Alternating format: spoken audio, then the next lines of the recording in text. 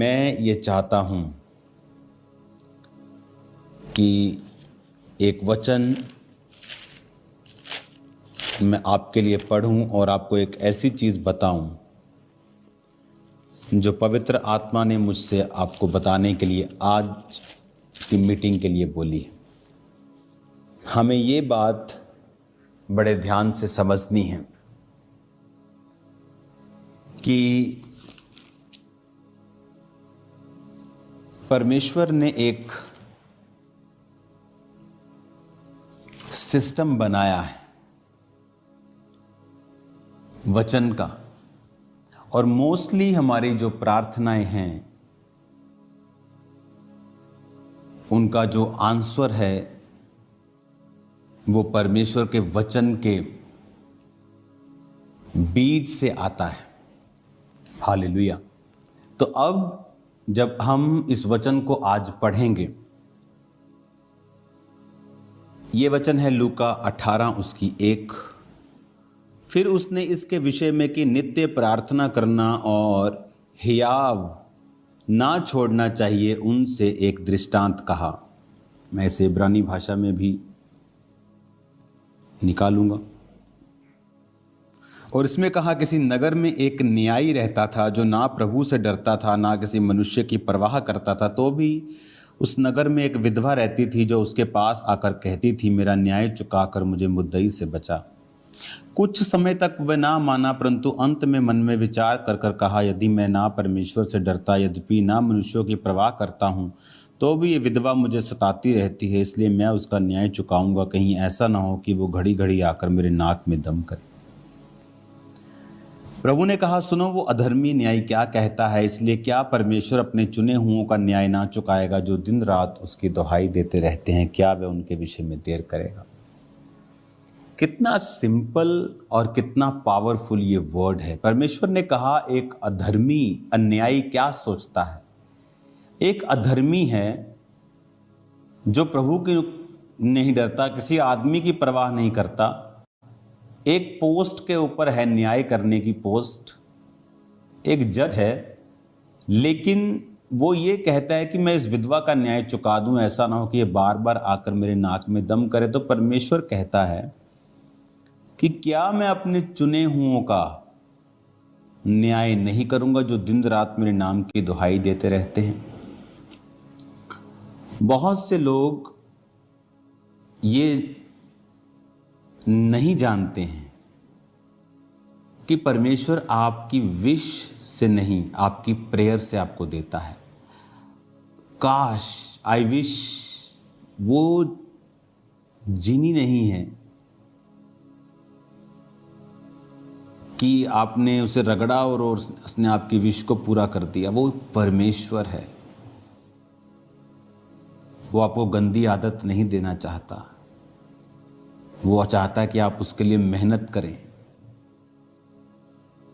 प्रभु कहता यहोशू को, सामने नगर है, बड़ा नगर, ह्यूज, जा, मैंने तुझे उसे दे दिया। दे दिया तो मतलब ये नहीं अब जा और पार्टी कर, जा और लड़ना तेरा काम है। पौलुस कहता है, जो भविष्यवाणियां तेरे विषय में की गई उनके विषय तू अच्छी लड़ाई को लड़। यानी भविष्यवाणियां जो खुदा ने कही वो भी पूरी नहीं होंगी अगर तू लड़ाई नहीं लड़ेगा तो। आपके केस कितने बड़े हैं और प्रार्थना कितनी छोटी है। आप सिर दर्द को तो पैरासीटामोल से ठीक कर लोगे, लेकिन अगर माइग्रेन है, लेकिन अगर कैंसर है तो उसको कैसे पैरासीटामोल से ठीक करोगे? केस बड़ा, प्रार्थना छोटी, बीमारी बड़ी, दवाई छोटी, कैसे इलाज होगा? और जीसस ने क्या कहा, जो दिन रात मेरे नाम की दुहाई देते हैं, क्या मैं उनके विषय में देर करूंगा? एक मनुष्य को प्रैक्टिकली कैसे प्रार्थना करनी चाहिए मैं आपको बताता हूं। अगर आप मेरे से बेस्ट तरीका पूछें प्रार्थना करने का, वो क्या है? देखो, शाम की मीटिंग कितनी आशीषित है कि मैं आपको कितनी गहरी बातें बता रहा हूं। बेस्ट तरीका है, अगर आपको परमेश्वर से जवाब लेना है प्रार्थना करने का, 1+1+1। 1 घंटा प्रार्थना सुबह, 1 घंटा प्रार्थना शाम, दोपहर 1 घंटा प्रार्थना रात को। 1 घंटा सुबह, 1 घंटा दोपहर को या शाम को आप लगा लो, 2 से 3 बजे, 4 बजे, 5 बजे, और 1 घंटा रात को। 1 घंटा आप सुबह प्रार्थना करते हैं, प्रभु तू महान है, हालेलुया, धन्यवाद प्रभु यीशु। जब आपकी 40-45 मिनट की प्रार्थना हो जाती है, फिर आप वर्सेस निकालिए। अगर आपको हीलिंग की ज़रूरत है, यशाया 54 निकालिए, भजन संहिता 103 निकालिए, नीति वचन 3 निकालिए। जहाँ जहाँ परमेश्वर ने हीलिंग प्रॉमिसेस किए हैं बाइबल में, उन सब वर्सेस को निकालिए, उन्हें निकाल कर उन्हें पढ़िए प्रार्थना में ही। प्रभु तेरे वचन में ये लिखा है। अगर मैं आपको यशाया 40 पढ़िए, 28 से लेकर 31 तक, भजन संहिता 103 पढ़िए, जहाँ पर परमेश्वर ने लिखा है कि वो तेरे अधर्म को क्षमा करता है और तेरे रोगों को चंगा करता है। भजन संहिता 103:3, वही तो तेरे सब अधर्म को क्षमा करता और तेरे सब रोगों को चंगा करता है। इन वर्सेस को पढ़िए 10-15 मिनट, इन वर्सेस से प्रार्थना कीजिए। उसके बाद अगर आपके पास अनॉइंटिंग ऑयल है, अपने आप को उससे मसा कीजिए। लास्ट में थैंक्स कीजिए, प्रभु तेरे कोड़े खाने से मैं चंगा हो चुका हूं, तेरा थैंक्स करता हूं, आमीन कर दीजिए। दोपहर को फिर 40-45 मिनट प्रार्थना, फिर वर्सेस के साथ परमेश्वर के सामने अपनी वर्सेस से रखनी। इन अध्यायों से, इन वर्सेस को बोलकर प्रभु को बताना कि तेरे वचन में ये लिखा है। और दिन रात कहता मेरे नाम की जो दुहाई देते हैं।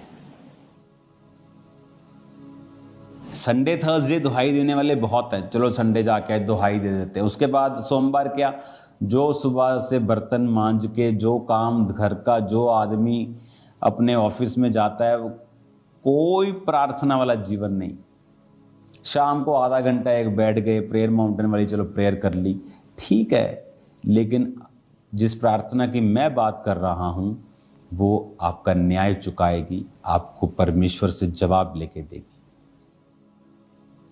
1+1+1, 1 घंटा सुबह, 1 घंटा दोपहर या शाम। सेम धन्यवाद प्रभु यीशु, 45 मिनट आप प्रभु से अपने दिल की बात। आप अपने जब पिताजी के पास जाते हैं, अपनी माता जी के पास जाते हैं, आप सोच के नहीं जाते कि मैं जब अपने बाप के पास जाऊंगा बोलूंगा, हे हमारे परम पूज्य पिताजी, मुझे कृपया 50 का नोट दीजिए। आप कभी ऐसा नहीं कहते। कुड़ियां देखे डैडी 50। आप मेरी बात समझ रहे हैं क्या? परमेश्वर भी आपका पिता है, आपके पिता से भी ज्यादा है। आप जब प्रार्थना में बैठते हैं उससे बात करें, अपने दिल की बात करें। हो सकता है उसमें कुछ इमोशनल चीजें हों, इसलिए मैंने कहा लास्ट 15 मिनट फिर वचन से प्रार्थना कीजिए, ताकि जो वचन से प्रार्थना होती है उसे परमेश्वर दरकिनार नहीं कर सकते, क्योंकि वो अपने वचन का इनकार नहीं कर सकता। जब आप 15 मिनट वचन पढ़ के प्रार्थना करेंगे, पिता तेरे वचन में लिखा है कि तूने कहा तू थके हुओं को बल और शक्तिहीन को बहुत सामर्थ्य देता है, मुझे सामर्थ्य, मुझे बल दे। तेरे वचन में लिखा है जो यहोवा की बाट जोहते हैं वो नया बल प्राप्त करते जाएंगे। देख तेरे वचन में लिखा है कि धर्मी का वंश बचाया जाएगा। क्यों? मेरे बेबी नहीं हैं जिनके पास बेबी नहीं होते। तेरे वचन में लिखा है कि तूने कहा है कि जो कोई यहोवा का भय मानेगा, उसके मार्गों पर चलेगा, तो परमेश्वर उसको उसी रास्तों पे चलाएगा जिससे वो प्रसन्न होता है। उसका वंश पृथ्वी का अधिकारी होगा। प्रभु मेरा वंश मुझे चाहिए पृथ्वी का अधिकारी होने के लिए, तेरे वचन में लिखा है। इस तरह से आप अपने केसेस के हिसाब से बाइबल वर्सेस से प्रार्थना करेंगे लास्ट 15 मिनट। उसके बाद आप अनॉइंटिंग ऑयल को अप्लाई करेंगे अपने पेट पर। अगर आपको बेबी चाहिए, अपने सिर पर, आपको अनॉइंटिंग चाहिए, सुरक्षा चाहिए, आप प्रार्थना करेंगे। आप अपने फैमिली को यीशु के लहू में छुपाएंगे, फिर थैंक्स करेंगे। रात को फिर सेम 45 मिनट आप प्रभु से बात करेंगे। आप प्रभु को बताएंगे आप आत्मा में बढ़ना चाहते हैं। परमेश्वर मैं तुझ में आगे जाना चाहता हूँ, मैं अपने दुश्मनों को माफ़ करता हूँ। खुदा बाप तेरी तारीफ़ करता हूँ। पवित्र आत्मा तो मेरे संग रहे। आप गैर भाषा में प्रार्थना करेंगे, अपनी सब प्रेयर रिक्वेस्ट को प्रभु के सामने रख देंगे, अपने डाउट्स प्रभु के सामने रख देंगे। फिर 45 मिनट हो जाएंगे, फिर आप बाइबल निकाल लेंगे और 15 मिनट आप अपनी वर्सेस के साथ परमेश्वर के सामने अपने केस को रखेंगे। करके आप देख लीजिए। 6 महीने में अगर आपकी लाइफ चेंज नहीं होती तो मुझे एक लेटर लिखिए कि मेरी लाइफ चेंज नहीं हुई। मैं आपको बता रहा हूं, मुझे कोई लेटर आने वाला नहीं है। अगर आप पवित्रताई में तौबा किए हुए विश्वासी हैं और इस प्रेयर पैटर्न को जो मैंने आपको बताया है आप फॉलो करते हैं, 1+1+1, I challenge you in Jesus name, आपकी लाइफ पूरी तरह से बदल जाएगी। हालेलुया। पूरी तरह से परमेश्वर का आत्मा आपको चेंज कर देगा। आपको ये बात बड़े ध्यान से समझनी है कि वो वचन में क्या कहता है। परमेश्वर कहता है उस अधर्मी न्यायी को, अधर्मी है, पापी है, अच्छी कुर्सी पर है, उसको देख। वो कहता मैं न्याय चुका दूंगा, मेरे नाक में दम ना कर दे।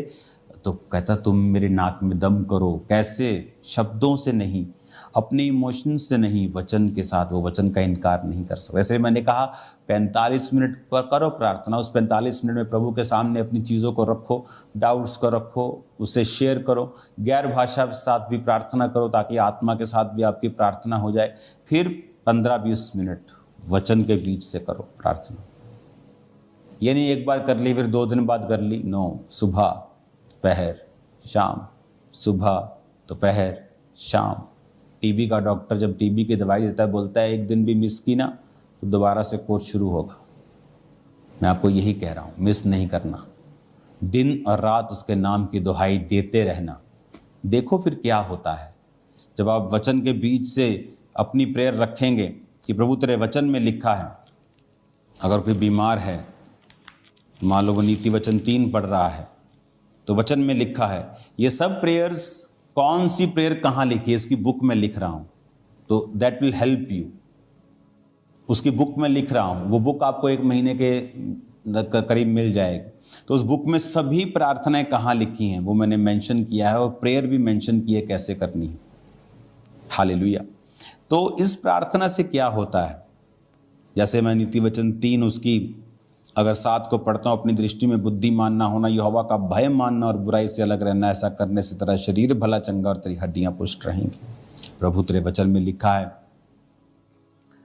कि तेरी हड्डियां पुष्ट रहेंगी, शरीर भला चंगा रहेगा। प्रभु मेरे शरीर को भला चंगा कर। इस तरह से आप प्रार्थना करते हैं। तेरे वचन में लिखा है प्रभु कि तेरी हड्डियां पुष्ट रहेंगी, प्रभु मेरी हड्डियों को पुष्ट कर, मेरे शरीर को पुष्ट कर, ये वाली बीमारी, वो वाली बीमारी, नाम लेके आप बोलेंगे मेरे जीवन से निकाल दे। जब आप वचन से प्रार्थना कर लेंगे, लास्ट में आप थैंक्स करेंगे, प्रभु आपने मेरी प्रार्थनाओं को सुना, मैं इन जीवितों की धरती पर हूँ, आपका शुक्रगुजारी करने के लिए, आपका थैंक्स करने के लिए मैं रोज आंखें खोलता हूँ। धन्यवाद प्रभु यीशु। सुबह, दोपहर, शाम, सुबह, शाम, रात, 3 बार आप प्रार्थना करेंगे। 1 घंटा, 1 घंटा, 1 घंटा, 1 घंटा, 1 घंटा, 1 घंटा। मैंने कहा मुझे फिर लेटर लिखिए 6 महीने बाद। अगर आप की पोजीशन सेम है तो, अगर आपकी लाइफ चेंज नहीं हुई है तो इट्स इम्पॉसिबल। ये नहीं कि आप व्यभिचार में हो और आप 3 घंटे प्रार्थना करें और बोले कि प्रभु आपके साथ बात करेगा इस व्यभिचार को छोड़। आपके जीवन में बड़ा गुनाह कोई नहीं होना चाहिए। ये नहीं कि प्रार्थना जैसे छेद वाली थैली में सिक्के डाले और ऊपर से डाले और नीचे से निकली गए, वो मत करना। आपके जीवन में वो नहीं कि छोटी मोटी गलती हो गई थी आप सोचे कि प्रेयर का उत्तर नहीं आएगा, ऐसा नहीं है।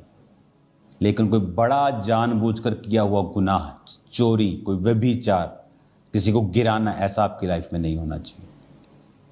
1+1+1 मैं वेट कर रहा हूं।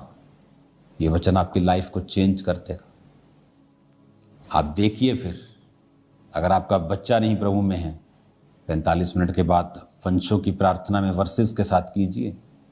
बुक तो आपको जल्दी मिल जाएगी, आप बुक से जान पाएंगे कि वंश की प्रार्थना कहाँ करनी है, डर से मुक्ति के लिए कहाँ करनी है, डिप्रेशन से मुक्ति के लिए बाइबल में कहाँ वचन लिखा है, शारीरिक हीलिंग के लिए, फाइनेंशियल हीलिंग के लिए, कर्जे से मुक्ति के लिए, दोस्त के लिए कैसे प्रार्थना करनी, भाइयों के लिए, सब लिखा है उस बुक में, मिल जाएगी आपको। लेकिन इन वर्सेस को खुद पढ़िए, ढूंढिए, आगे बढ़िए, प्रेयर कीजिए, वो आपका न्याय चुकाने के लिए तैयार है। God bless you all. प्रार्थना कीजिए 21 सितंबर तक फास्टिंग में, चर्च के लिए सब सरकारी काम जो है वो हल हों। 3 महीने के अंदर बहुत सारी चीज़ों की ओपनिंग है चर्च में, सब काम टाइम पर पूरा होना अब सिर्फ फाइनेंस पर निर्भर करता है। अभी कोई प्रॉब्लम नहीं है, सब क्लियर है, क्या करना है, कितना करना है, एवरीथिंग इज क्लियर। तो 6 अक्टूबर को बड़ा बीज और 10 अक्टूबर को बड़े बीजों को बोना है। उससे पहले भी अगर आप बड़े बीजों को बो सकते हैं तो बोना है। चर्च में सो मेनी एक्सपेंसेस, 30 लाख का राशन फैमिलीज को जाता है एक महीने में। सिर्फ जो फैमिलीज को जाता है 24 जो वाली राशन वाली फैमिलीज, अभी लंगर इंक्लूड नहीं किया, 80 से 90 लाख का खर्चा होता है 2 महीने में सिर्फ लंगर का। अभी चर्च के बाकी खर्चे भूल जाओ। तो आपको बोना है ताकि खर्चे समय पर बिल जाएं, कंप्लीट हों और खुदावंद के नाम को महिमा मिले। God bless you all. 1 + 1 + 1, इस प्रेयर को भूलना नहीं। हालेलुया।